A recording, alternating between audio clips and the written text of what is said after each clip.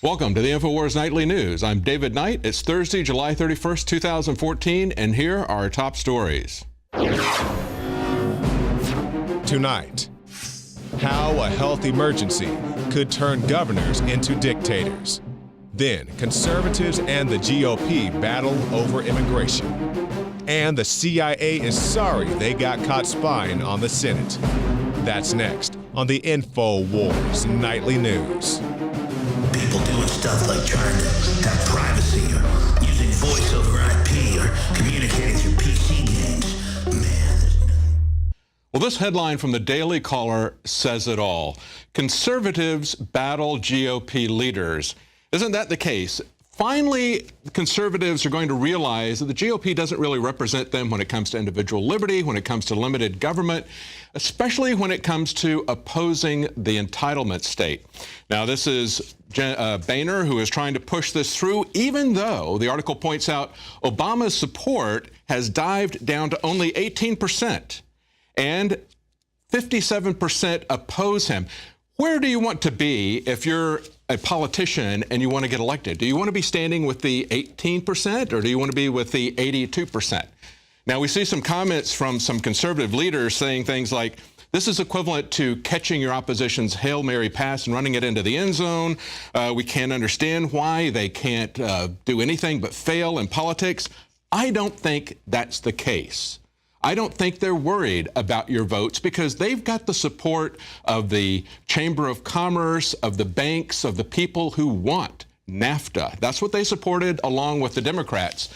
They're pushing through NAFTA. They're pushing through this globalism.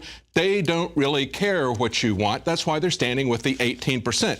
Now, Senator Sessions had a great summary of this. He said the leader's immigration bill is, quote, a plan for expedited asylum, not expedited removal of the hundreds of thousands of people that have come in just recently. To underscore this, there's also been a poll that has come out by the Tea Party Patriots.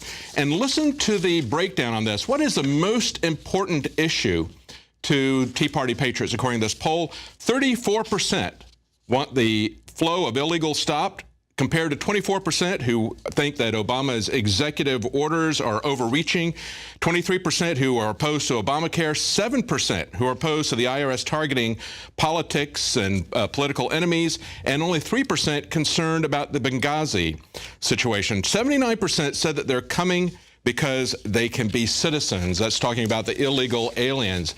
That's what's going on. It's really about the subsidies. It's really about the massive expansion of the entitlement state, far beyond what we can afford, even if we weren't already $17 trillion in debt. Now, look at this story from the New American. Some illegal immigrant foster children are 22 years old. That's right. Now, as you may know, many of the children who have come across into Texas have been put into foster homes. But you may be surprised to learn that a lot of these quote-unquote children are 22 years old. Now, a spokeswoman for the Texas Catholic Charity said most of our children are 15 to 17 years old, but some stay in our program until they are 22 years old. Now, they get paid $40 per day per person, which means that in some foster homes, they can take up to 6 children. That means that they could get $7,400 per month. That's coming from taxpayers. Actually, that's going to be coming from your children in terms of debt because we're going into debt more every year. Now, that's in addition, the article points out, to other taxpayer subsidized activities like education, healthcare, and transportation. All of that is on top of that. Now, you may be aware of the fact that the IRS will give you, under some conditions, a child care credit. But they limit that for your family with many conditions. They also limit it to only 12 years of age. But of course, if it's an illegal child, you can get it for up to the age of 22. It may be no surprise to you that our government is not concerned about controlling the borders. And after the news, we're going to have a special report with a startling admission from the Border Patrol.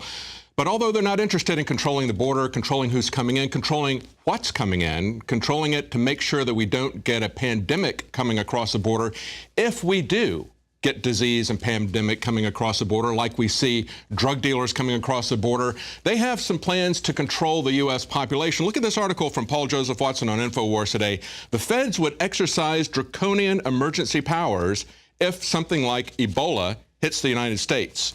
Federal health authorities could exercise authoritarian powers to control an Ebola outbreak if the deadly disease hits the U.S. under the Model State Emergency Health Powers Act. Now, that's legislation that was passed in the wake of 9/11. Even at the time, it attracted controversy for its draconian scope, and that was in the aftermath of the hysteria and the panic after 9/11. Now, he says in the article that when asked about whether or not Ebola would be coming to the United States, CNN's chief medical correspondent, Dr. Sanjay Gupta, said it's going to happen at some point. So what are they going to do? Well, with this law, the American Associations of Physicians and Surgeons, as well as many conservative groups like Heritage Foundation and Phyllis Schlafly, have said that the legislation could turn governors into dictators in an unprecedented assault on the constitutional rights of the American people. And if you look at some of the things that have been enumerated in this, and there's so many things, it is truly martial law. They say it could force persons to be vaccinated, treated, or quarantined, of course, preempt existing state laws, rules, regulations, including those relating to privacy. Well, they've already gone after our privacy, our medical privacy as well. They said also, though, and this is key, they could go after property rights. They could ration firearms, food, fuel, alcoholic beverages, among any other commodities. In other words, full-out martial law. And of course, many of the things that you see here that were put in 2001 are going to be a part of Obamacare and are a part of Obamacare in terms of violating our privacy. Stay with us. Right after the break, we're going to have some international news updates as well as updates on the surveillance and security state. We'll be right back. Alex Jones here to tell you about how you can help spread liberty worldwide while also enjoying what I have found to be the best tasting 100% organic coffee on the planet. For more than a decade, my favorite coffee has come from the high mountains of southern Mexico, where the Chiapas farmers grow their unique shade-grown Arabica beans. We have now managed to secure these sought-after beans in a highly customized blend. Discover and try a bag of the Patriot Blend 100% organic coffee at InfoWarsLife.com. This coffee gives you a long, smooth pick-me-up for hours without the headaches and heartburn that so many other coffees give me personally. Hands down, this is my favorite coffee, and it's taken us years to secure connections directly to the Chiapas Mexican farmers. Drop by the site today, order a bag or two, and I don't think you're going to be disappointed. Available in original or with our immune support infusion blend. You will be supporting a free press, all the while enjoying a truly great tasting cup of my favorite coffee. Available at InfoWarsLife.com.